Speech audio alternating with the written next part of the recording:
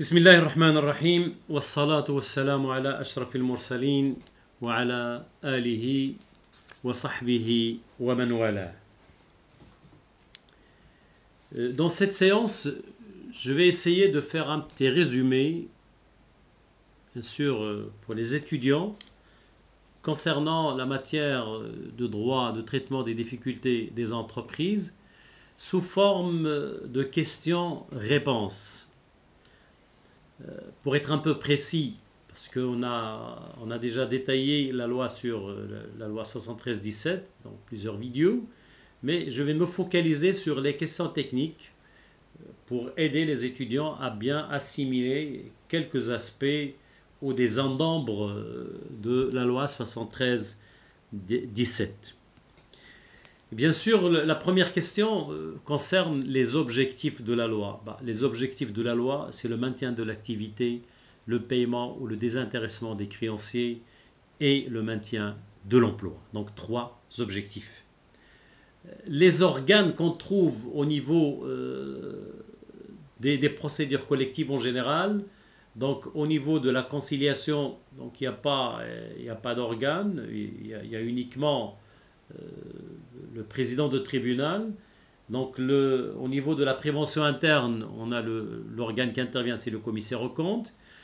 Au niveau du plan de sauvegarde, on a le syndic et le juge commissaire. Et bien sûr, au niveau du redressement et de la liquidation judiciaire, on a le syndic, le juge commissaire, les contrôleurs, et on peut aussi rajouter l'association ou le comité des créanciers. Quelles sont les solutions possibles au niveau de la loi 73-17? Donc on a la prévention interne, on a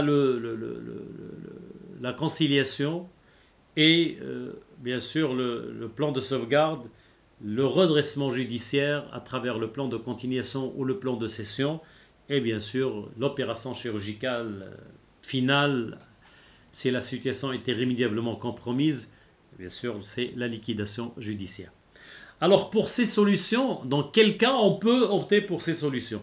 Donc tout ce qui est prévention interne, bien sûr c'est une obligation par rapport à l'entreprise de détecter et de résoudre en elle-même par ses moyens ces difficultés à travers le commissaire aux comptes, le conseil d'administration, les assemblées générales ordinaires ou extraordinaires. Sinon, il y a le président du tribunal qui interviendra. Donc si les problèmes subsistent, à partir de là, on passe à la conciliation ou au mandataire ad hoc à travers le président de tribunal. Et bien sûr, si l'entreprise n'est pas en état de cessation de paiement, mais elle souffre de difficultés qui va la mener certainement dans le futur proche à une cessation de paiement, la solution sera automatiquement un plan de sauvegarde qui est toujours une procédure volontaire.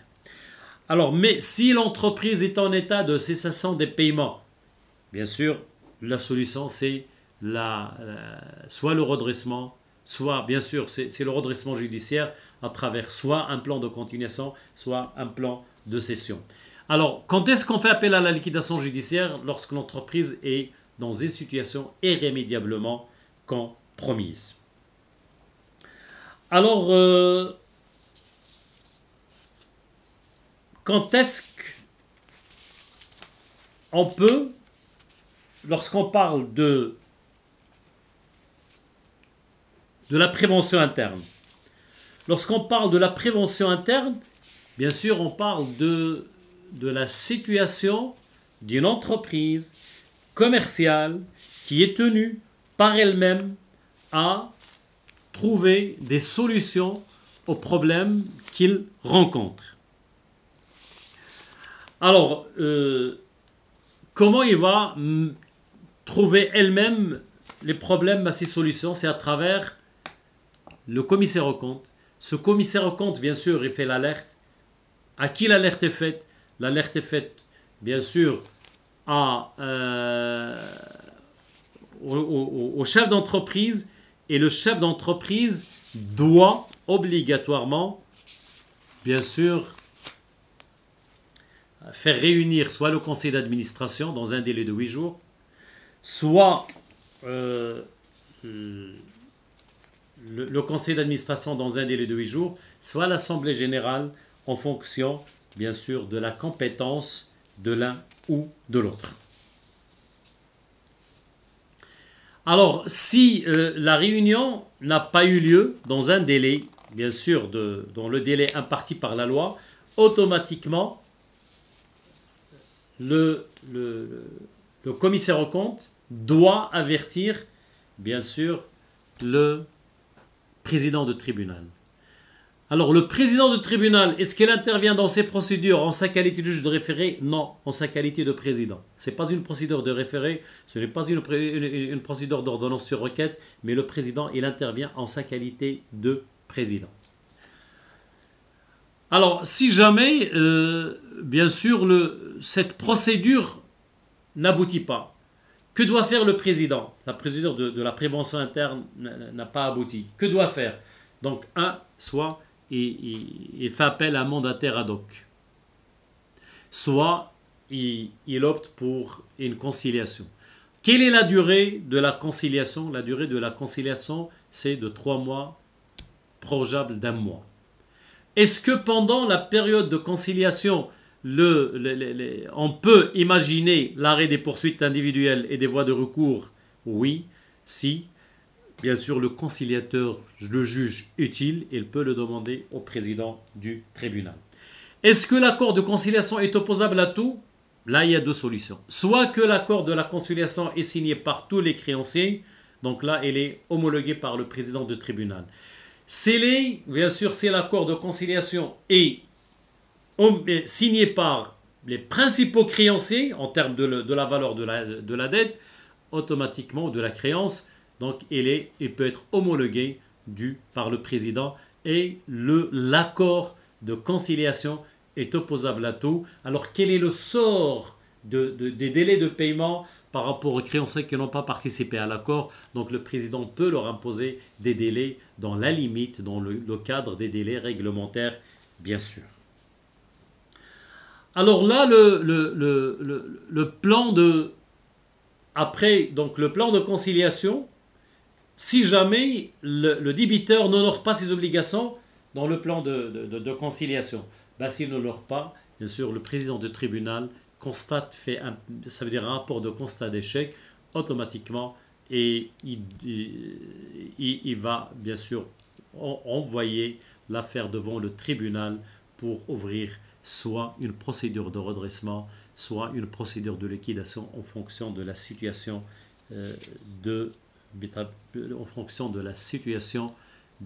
économique ou financière ou sociale de l'entreprise.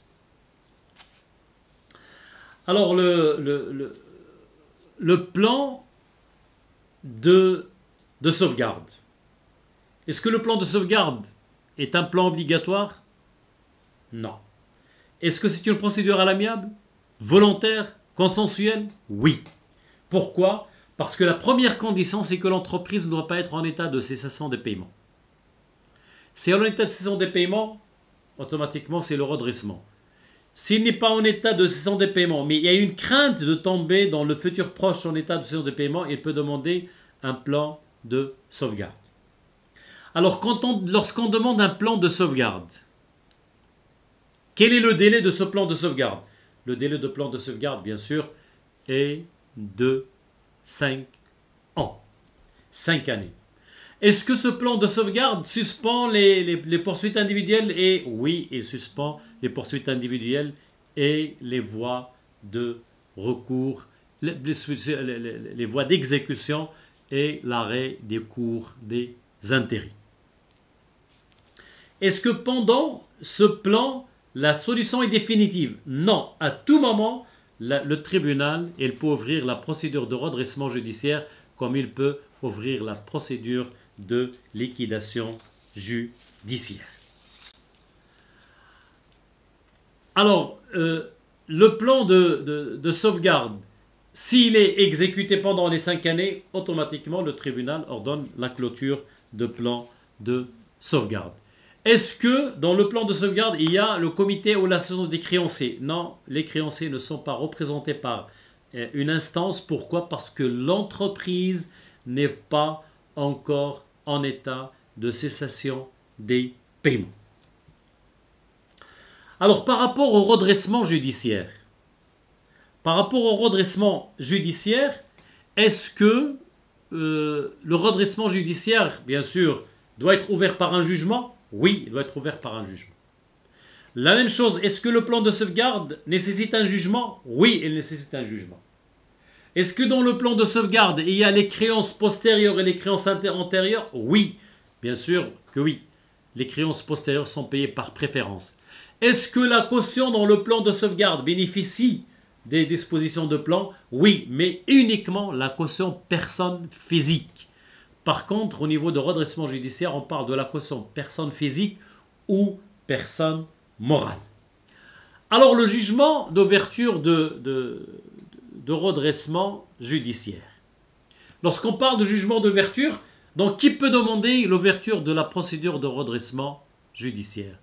Bien sûr, la procédure de redressement, elle peut être demandée, ouverte, à la demande de te créancer, quelle que soit la nature de sa dette. Par une déclaration faite par le débiteur en état de cessation des paiements. Le tribunal d'office, à la demande du ministère public. Est-ce que le débiteur doit déclarer sa cessation des paiements? Oui, c'est une obligation de résultat. Le débiteur doit obligatoirement déclarer sa cessation des paiements dans un délai de 30 jours, sous peine de déchéance commerciale. Alors, le jugement d'ouverture, quels sont les effets de ce jugement d'ouverture? 1. La nomination des organes, à savoir le syndic, le juge commissaire. 2. La fixation de la date de cessation des paiements. On verra comment. 3. L'arrêt des poursuites individuelles et des voies d'exécution. 4. L'arrêt des voies de recours. 5. Bien sûr, la fixation ou la détermination de la période suspecte. Alors, comment on détermine l'état de cessation de paiement, le délai de la cessation des paiements? Bien sûr, soit lorsqu'il est déterminé par le jugement, c'est le jugement qui fixe le délai, la date de cessation des paiements, soit c'est bien sûr dans un délai qui peut aller jusqu'à 18 mois, et là la période suspecte est limitée à 18 mois, et en cas de, si le jugement est muet et il ne fait référence à aucune date, on va considérer que la date de jugement est la date de la cessation des paiements. Quel est le sort des contrats conclus ou des actes conclus pendant la période suspecte? Donc s'ils sont à titre gratuit, c'est la nullité absolue. S'ils sont à titre onéreux, c'est la nullité relative. Ça veut dire que le tribunal peut les annuler comme il peut les maintenir. Alors, est-ce que la nullité a les mêmes effets du droit civil? Non, parce que la nullité, il anéantit l'acte, mais il ne remet pas les contractants à l'état primitif avant la signature de ce contrat, parce que le contractant va remettre par exemple le bien à l'entreprise, mais il ne recevra jamais, bien sûr, immédiatement le prix, parce qu'il doit tout simplement le déclarer dans le passif de l'entreprise en difficulté. Alors là, est-ce que obligatoirement l'association des créanciers est obligatoire? Oui, l'association des créanciers est obligatoire. Mais pour quelle entreprise il est obligatoire? Il est obligatoire pour toute entreprise réalisant un chiffre d'affaires de 25 millions de dirhams ou employant pendant la dernière année au moins 25 salariés. Donc c'est des conditions de nomination de l'association des créanciers. Comment est composée cette association des créanciers? Donc il est présidé par le syndic, sauf dans le cas où l'objet de la réunion c'est la révocation du syndic, et bien sûr, ou le changement du syndic, et il y a le chef d'entreprise, il y a les créanciers dont les créances, bien sûr, sont inscrites dans les listes de déclaration et les créanciers dont les créances ont été acceptées. Donc les créanciers assistent à l'assemblée, bien sûr, soit personnellement ou à l'aide d'une procuration. Comment sont prises les décisions?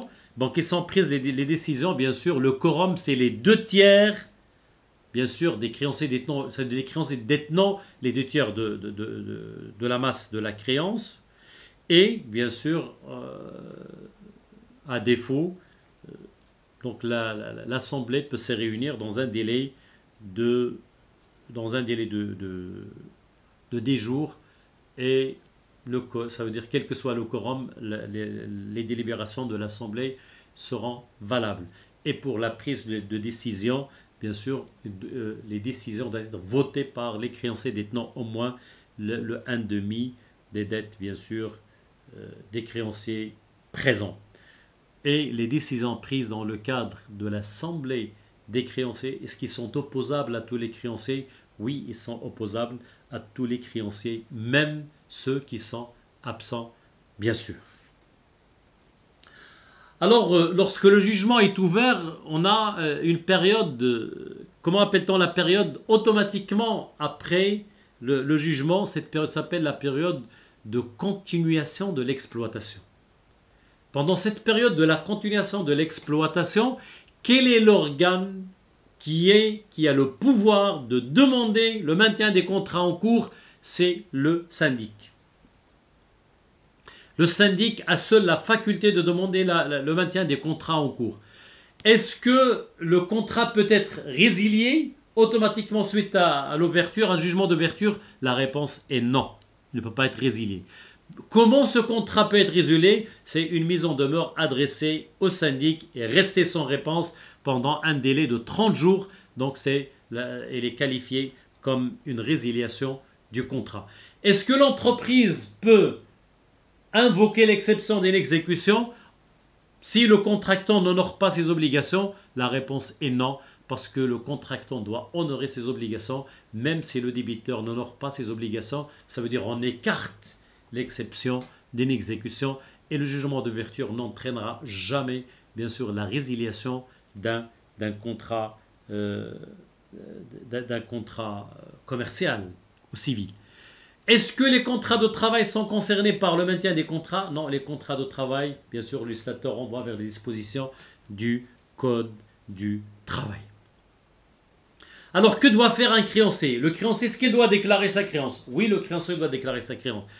Quel est le fait de non-déclaration de la créance par le créancier? C'est la forclusion. Est-ce que la forclusion relève de l'ordre public?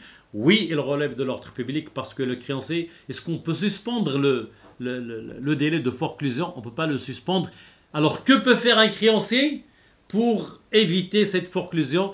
Il n'a qu'à demander, à entamer la procédure de la relevée de forclusion auprès du juge commissaire dans un délai d'1 année. Bien sûr, le juge commissaire, il a le droit de relever cette forclusion. Alors, le créancier, la déclaration de créance, quelle est la nature juridique de déclaration de créance? La déclaration de créance, c'est une demande en justice. Donc, il rentre dans le cadre aussi de l'article 3 du Code de procédure civile, à savoir que le tribunal agira dans la limite de la demande de créancier dans sa déclaration de créance. Alors, au niveau de cette déclaration de créance, il débouche sur quoi? Normalement, la déclaration des créances, il débouche sur la vérification des créances. Alors, la déclaration, elle est reçue par le syndic. La vérification des créances, elle est faite par le syndic, assisté par, bien sûr, par le juge commissaire, assisté par le syndic. Donc, le syndic, lorsqu'il reçoit, il fait des propositions au juge commissaire. Alors, quelle est la décision? Comment appelle-t-on la décision de juge commissaire? C'est des ordonnances.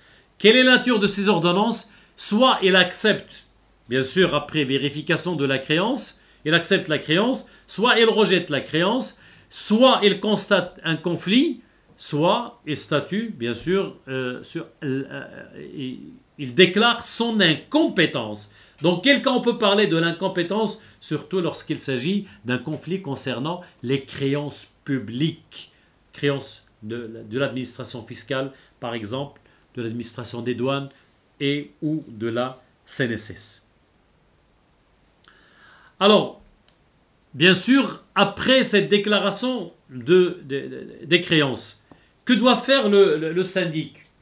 Le syndic, bien sûr, il doit procéder à la consultation. Quels sont les types de consultation? Il y a la consultation collective et individuelle. Que peut demander le syndic aux créanciers? Il peut leur demander soit bien sûr, la remise des dettes, soit, bien sûr, les délais de paiement. Quel est l'effet de défaut de réponse en cas de la consultation individuelle au syndic? Donc le défaut de réponse à la proposition du syndic individuel lorsque les créanciers sont consultés individuellement dans un délai de 30 jours, passé ce délai, bien sûr, le débiteur est qualifié comme il a accepté, c'est une acceptation de la proposition du syndic. Lorsque la consultation est collective, donc on peut convoquer les créanciers individuellement, comme on peut faire une insertion dans un journal ou dans le bulletin officiel. Et à partir de là, donc tous les créanciers doivent être présents. Est-ce que tout le monde est concerné par les décisions? Oui, même les absents. Est-ce que le tribunal peut imposer des délais? Oui, mais bien sûr dans le cadre de la limite des textes réglementaires en ce qui concerne, bien sûr, les délais de paiement. Est-ce qu'on peut écarter des dispositions d'ordre, ça veut dire régissant le droit des sociétés ou le droit des contrats? Oui, c'est possible.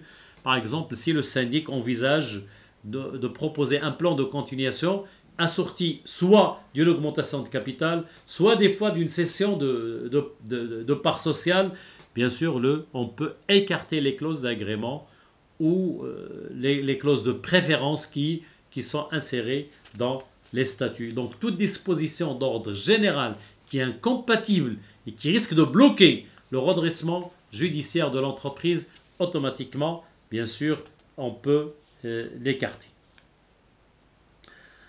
Alors, qui a le droit de faire fonctionner les comptes pendant la période de continuation?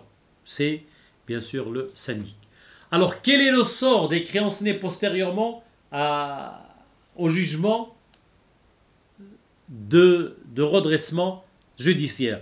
Donc, les créanciers nés postérieurement à la date, bien sûr, au jugement au jugement d'ouverture de la procédure de redressement judiciaire, ils sont payés à l'échéance.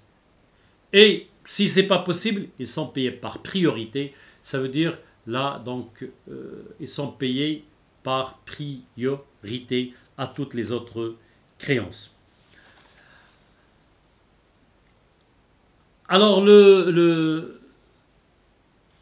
est-ce que l'extension de la procédure est possible? Oui, l'extension de la procédure est possible lorsqu'il y a une confusion de patrimoine, flux monétaire, imbrication financière.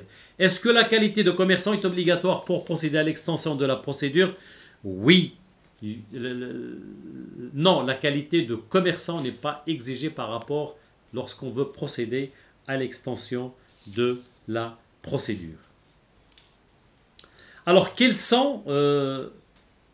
bien sûr, le délai de déclaration de créance, on a expliqué, c'est 2 mois à partir quand est-ce que commencent les 2 mois par rapport au délai de déclaration. Donc, il commence, bien sûr, s'il s'agit des créanciers qui ont des sûretés publiées, c'est à la date lorsqu'ils sont invités par le syndic à faire leur déclaration. Pour les créanciers qui figurent dans la liste présentée produite par le débiteur, bien sûr, c'est à partir de la date de leur convocation par le syndic. S'il s'agit bien sûr des autres créanciers, automatiquement, donc c'est dans les 2 mois à partir de la publication de jugement dans le bulletin officiel. Est-ce que donc le syndic doit produire des documents avec sa demande introductive en un sens lorsqu'il demande l'ouverture du plan de redressement. Bien sûr, il y a les rapports de synthèse, il y a bien sûr un inventaire des biens, et la liste des créanciers et la liste des débiteurs et bien sûr la liste des salariés et leurs représentants, une copie de modèle 7 et bien sûr si les documents ne peuvent pas être présentés automatiquement parce que ces documents sont en rétention par une autre personne, le tribunal peut ordonner la fourniture de ces documents sous peine d'astreinte, bien sûr, fixée par le tribunal. Je vous remercie.